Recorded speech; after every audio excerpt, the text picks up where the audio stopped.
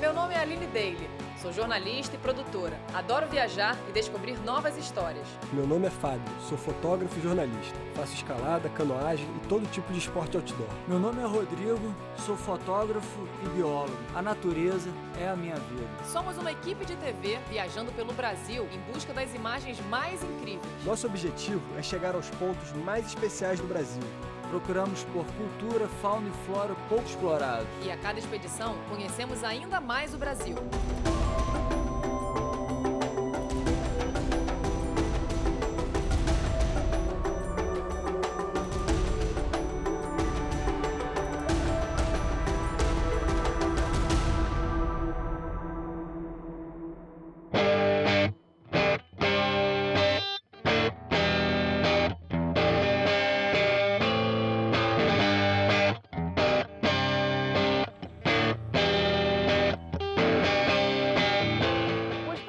Veio até a capital mais fria do Brasil, a cidade de Curitiba, no Paraná.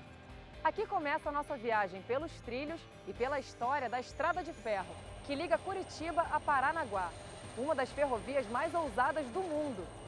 O destino final é a cidade histórica de Morretes. Ao todo, são 110 quilômetros. A estrada atravessa a Serra do Mar e liga o Planalto Paranaense ao litoral, num trajeto cercado pela Mata Atlântica.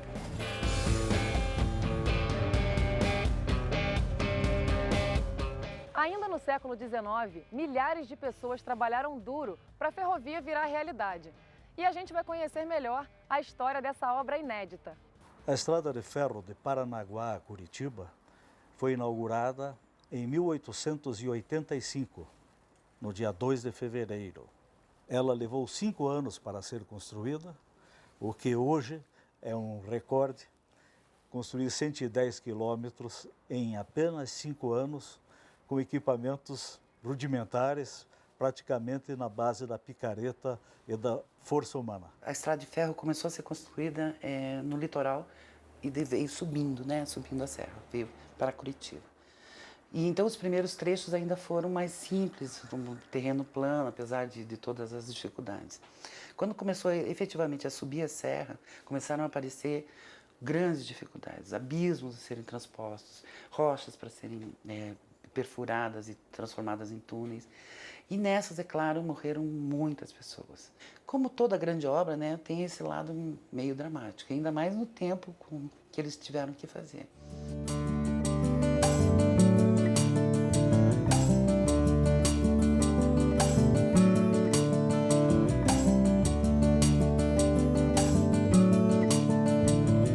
Esse museu nasceu da intenção de preservar um pouco da memória ferroviária, posto que a rede ferroviária nacional estava começando a ser extinta. O museu começou a funcionar em 82, mas em 2002 ele foi fechado para reforma. Aí nós fizemos uma reforma estrutural, colocamos ele em condições internacionais de conservação, implantamos uma curadoria, contamos uma história.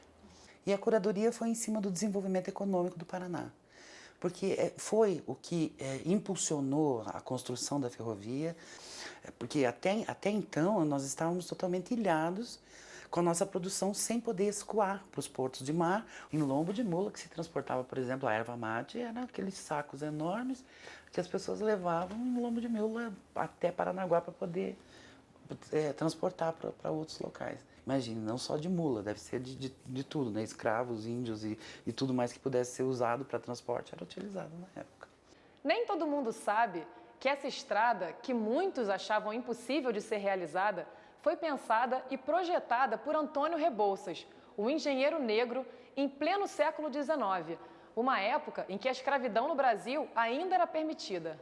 Os irmãos Rebouças, 2 engenheiros que durante 9 anos fizeram cursos de estradas, ferrovias e portos na Inglaterra e na França, patrocinados pelo Império, eram 2 negros, filhos de político brasileiro, livres, numa época de escravatura, participavam, gozavam do prestígio na corte. Um fato curioso também é que a construtora foi proibida de usar escravos na construção dessa estrada. Nós estávamos vivendo o período das campanhas abolicionistas. era uma condição do Império que não houvesse mão de obra escrava. Tá? Então, todos os operários eram remunerados e era um momento onde o Brasil estava favorecendo a migração. Então, tinha muitos italianos, muitos alemães, poloneses, que vinham para se fixar no Brasil e tinham emprego garantido na ferrovia. Se hoje a obra impressiona, imagina há 131 anos. A construção dessa estrada de ferro foi considerada na época a obra mais ousada do mundo e certamente ainda pode ser considerada ousada. Em 1882, como o italiano comendador Ferrucci abandonou a obra, até hoje não se sabe por quê, Teixeira Soares assumiu o trecho mais difícil da obra, que é a transposição da Serra do Mar. E o traçado idealizado pelos irmãos Rebouças teve algumas modificações, mas Teixeira Soares tinha um conceito ecológico de não criar grandes cortes. Ele optou pela abertura de túneis. Foram abertos, então, 14 túneis, furando a rocha, para que a estrada não tivesse grandes danos à natureza. A gente correu atrás de mais registros dessa época e chegou até a bisneta do João Teixeira Soares. E ela vai mostrar um pouco desse acervo de família pra gente. O Teixeira Soares também foi responsável pela estrada de ferro do Corcovado, no Rio de Janeiro. Foi a primeira ferrovia ligada à rede elétrica do Brasil, mais antiga do que o próprio Cristo Redentor. João Teixeira Soares tinha uma amizade muito grande com o imperador. Por isso, a confiança dele de mandá-lo para cá. E nesse momento em que ele foi convidado, ele pediu ao imperador uma carta branca para que ele pudesse desenvolver o trabalho da forma que ele gostaria de desenvolver. E assim ele fez, né? Tanto que, quando ele assumiu a obra, haviam 4.000 empregados e ele contratou mais 5.000 para que essa obra ficasse pronta em 3 anos. Você veja, aqui nós temos uma foto que é a Ponte São João. Essa aqui, né? Ele está sentado no Jardim com Dom Pedro, com quem ele tinha uma grande amizade. Essa outra aqui é um trecho, é uma inauguração de um trecho, quando já estava quase no final da construção. Então ele está aqui, como a gente pode ver, com vários outros companheiros de trabalho e autoridades do Paraná. Aqui ele com os netos, inclusive um deles é o meu pai. E aqui nós temos um cartão de Dom Pedro de Orleans e Bragança, que era o grande amigo dele. O principal objetivo da estrada era o escoamento da produção de erva mate. Na época, a principal atividade econômica do Paraná. O cultivo começou no litoral e, com o tempo, alcançou Curitiba e depois o interior. Boa parte da produção ia para os portos, para ser exportada para a Argentina e o Uruguai. Hoje, a estrada atrai milhares de turistas e curiosos para conhecer seus morros e penhascos, 30 pontes e 14 túneis. Tudo isso em meio a uma natureza exuberante. Agora que conhecemos a história, vamos embarcar rumo a Morretes.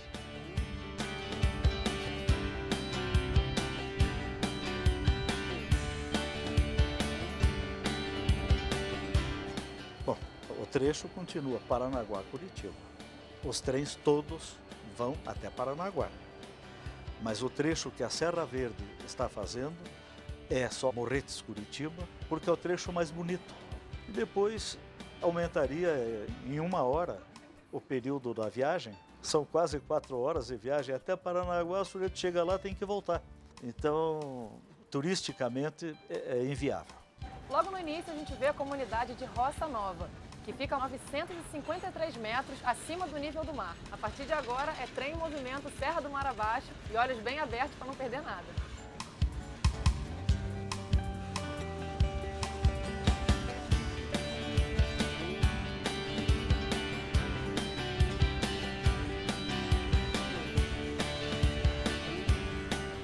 A paisagem já mudou bastante e a gente já consegue ver as montanhas da Serra do Mar.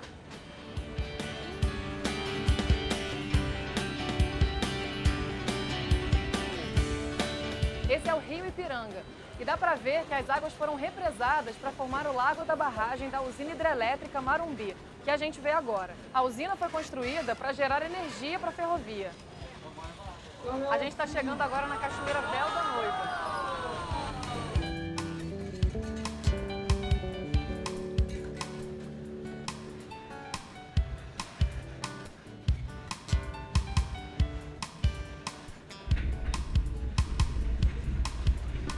Mais adiante, vamos passar por uma parte mais fechada do trajeto, uma fenda na montanha, conhecida como Garganta do Diabo.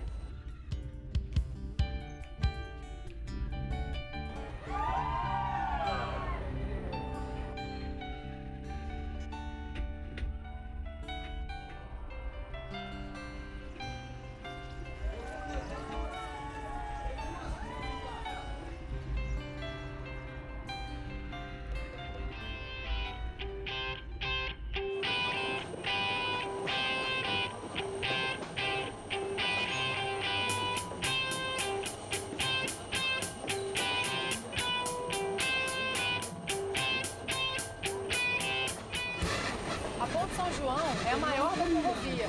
Ela foi construída na Bélgica e trazida em partes para ser montada aqui. E a gente já consegue ver ela aqui da janela.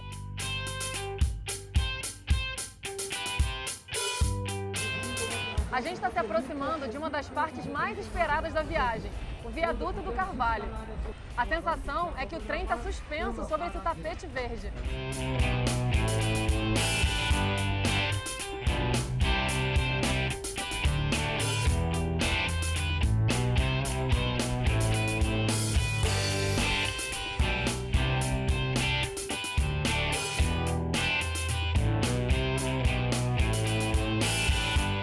Acabamos de chegar à estação do Marumbi, o ponto de parada para quem quer seguir as trilhas da Serra do Mar.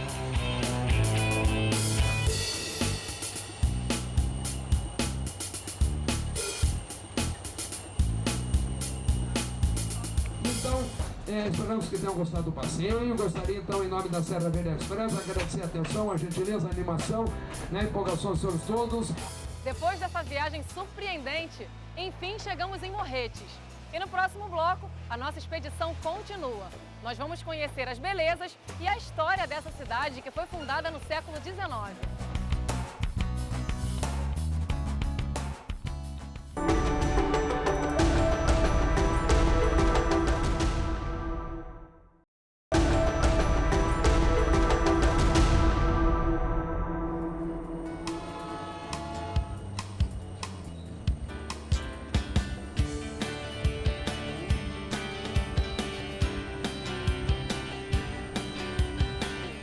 Expedições está documentando a estrada que liga Paranaguá a Curitiba. Nós saímos de Curitiba e chegamos até o litoral paranaense, na cidade de Morretes, onde vamos passar pelo Parque Estadual Pico do Marumbi, explorar a Mata Atlântica desse trecho da Serra do Mar e provar um prato típico da região, o barreado.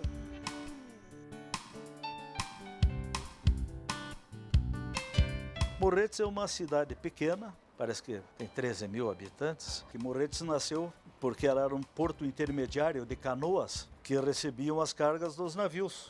E Morretes evoluiu com esse comércio fluvial, marítimo, né? E com a vinda das colônias, principalmente italianas, um pouco antes do início da ferrovia, começaram a criar grandes colônias agrícolas.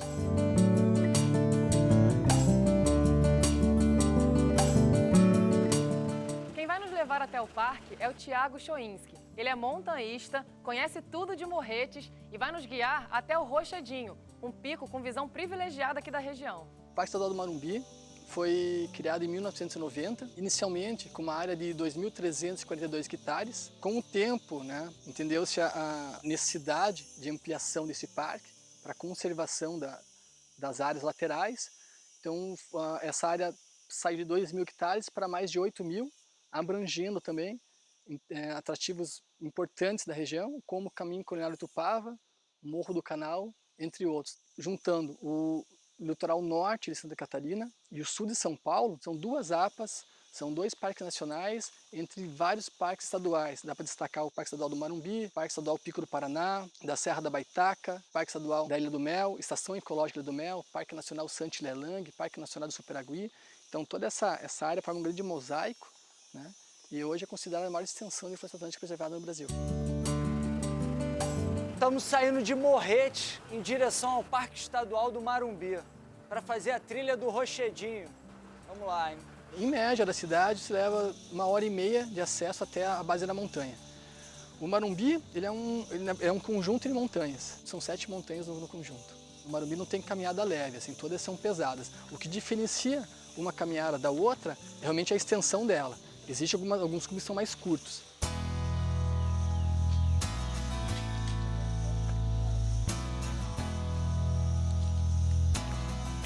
A gente fez uma caminhada agora da estação Engenheiro Lange até a estação do Marumbi. Foi bem rapidinho, uns 10, 15 minutos, só que o chão tá bem escorregadio, aqui é muito úmido. E agora a gente vai continuar seguindo pela estação do Marumbi, já logo aqui. Vamos lá.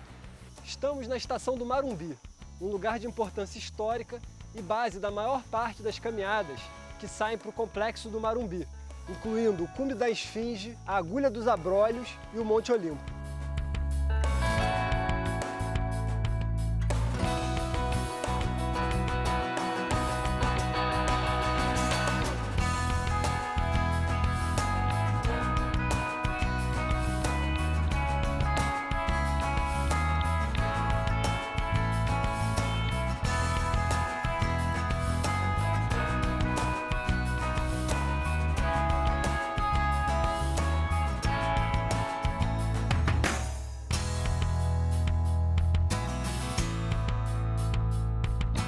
Uma janela. Aham. Cada montanha tem uma janela, 2, 3.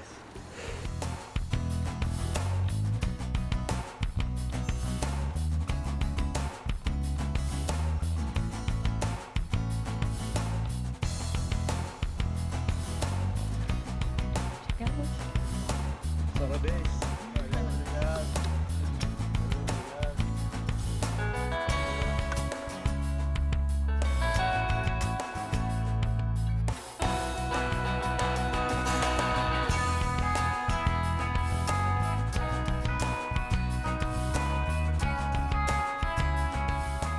O Parque Estadual do Marumbi e seu conjunto de montanhas representa uma das principais escolas de escalada do Brasil. Seu ponto culminante é conhecido como Monte Olimpo e tem 1.539 metros de altitude. O Pico do Marumbi foi escalado pela primeira vez ainda no século XIX, antes mesmo do início da construção da ferrovia. Um cidadão de Morretes, farmacêutico, chamado Joaquim Olímpio Carmeliano de Miranda, em 1879, um ano antes do início das obras da ferrovia, o contrataram para ser responsável pelo hospital de campanha. E ele, montando esse hospital de campanha em Porto de Cima, usou a luneta dos engenheiros e, através delas, ele prescrutou qual seria o caminho ideal para chegar em cima do cume. E em 21 de agosto de 1879, ele e mais 3 companheiros, em 4 dias chegaram no cume do Pico do Marumbi, iniciando oficialmente o montanhismo brasileiro. E na expedição seguinte, em 1880, os seus companheiros batizaram a montanha mais alta do Marumbi de Olimpo, em homenagem a ele, que era Joaquim Olímpio. Marumbinismo, durante um grande período, passou a ser o nome do esporte de subir montanha no Brasil. O polo onde começou o montanhismo brasileiro foi lá, graças à ferrovia na época, que era um transporte baratíssimo, era subsidiado praticamente, então era uma posição de você poder viajar barato, ter uma aventura espetacular. A montanha eu comecei em 1938, Marumbi eu só fiz em 47 ou 46, não me lembro bem, o Pico Marumbi, né? O Tiago falou que a gente consegue chegar até o viaduto do Carvalho por trilha. A gente teve a sensação de ir de trem e agora a gente vai até lá caminhando. Do Parque Marumbi, nós vamos caminhar na linha, mais ou menos 1,5 km. Nós vamos levar uns uns 20 minutos, meia hora no máximo de acesso. Não é uma área aberta ao público, né? Na verdade, assim, realmente é proibido andar nos trilhos de trem. Foi liberado, né, pelo IAP, Instituto de Meteorologia do Paraná, esse acesso realmente para poder chegar num lugar hoje que é uma das maiores paisagens da Serra do Mar, né? Que é um ícone hoje na questão da passagem do trem, que é a Viaduto do Carvalho. Todo essa lateral do viaduto, inicialmente, era um túnel. Na época, né, quando foi projetado, a dimensão do explosivo foi maior e realmente acabou derrubando a lateral desse viaduto. O viaduto teve que ser cravado na lateral da montanha, né? E mais tarde foi feita uma solidificação na base, mas praticamente toda a linha é sustentada numa lateral. Então foi esse o grande projeto de época, até hoje considerado, né, a maior engenharia brasileira.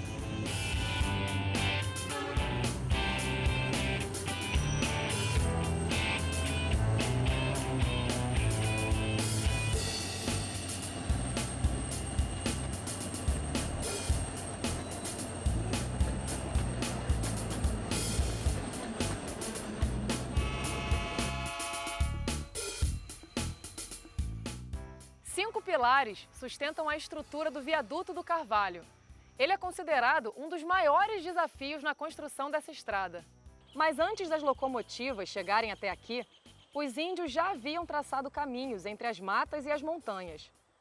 A gente vai voltar pela trilha e cruzar com o caminho do Itupava, que durante muito tempo foi o principal meio de ligação entre o Planalto e o litoral. E hoje em dia é considerado uma das ramificações do caminho de Peabiru. Antigamente as aldeias não ficavam realmente na região, eles migravam.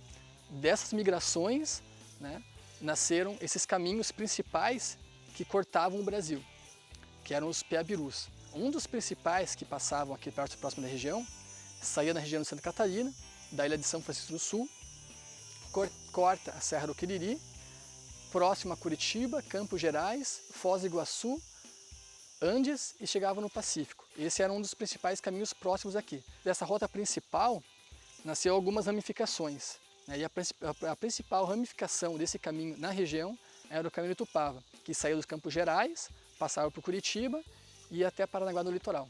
E o caminho do Itupava, paralelo a ele, nasceu a estrada de ferro em 1885, que foi a inauguração. A gente terminou de fazer a trilha e veio direto para a cidade.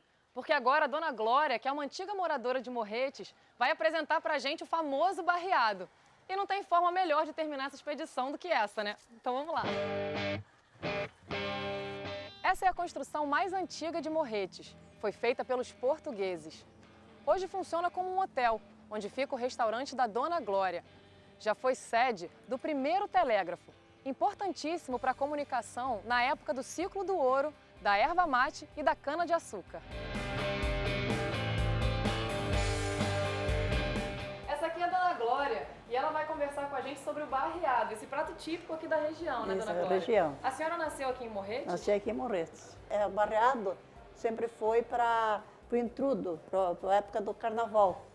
Deixava comida para os senhorios, eles tinham que almoçar, tinham que comer. Como o barreado não estraga e pode durar 3, 4, 5 dias quando tiver. Quais são os ingredientes para o barreado? Aí o barreado vai a carne, o sal, cominho, louro. E aí vem o bacon, né? Aí agora vai a cebola e o alho, que a gente põe para bater no liquidificador. Tem que cozinhar pelo menos 12 horas. Tem que ser em fogo brando. Agora põe a farinha. E aí vai grudando assim. Vai barreando. Isso é barreado. Isso aqui é farinha de mandioca. Água fervendo para fazer o pirão, né? Uma panela de pressão primitiva. É primitiva. Né? E aí, quando fica pronto, como que é servido o barreado? Põe 2 colheres de farinha, põe uma concha de barreado, escalda bem, se quiser pôr arroz, põe, come com banana ou laranja. A banana põe do lado, cortadinha, e a laranja depois para tirar aquela gordura, como quem come feijoada. Eu como todo domingo. Ah, é? Todo domingo, ele é um barreado. Esse aqui não é o que a gente vai comer, já tem um preparado. É. Então vamos, quero experimentar o barreado.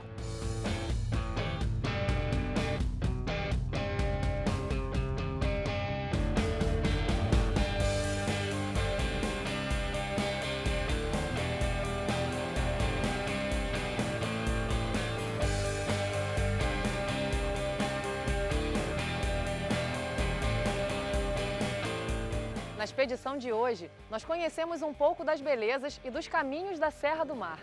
E percorremos um marco da engenharia do Brasil, a ferrovia Curitiba-Paranaguá. Uma construção ousada e fundamental para o desenvolvimento econômico do Paraná. Esse patrimônio cultural merece ser conservado, para continuar surpreendendo mesmo séculos depois. Tchau, tchau, obrigada. Vem comer o barreado em Morretes.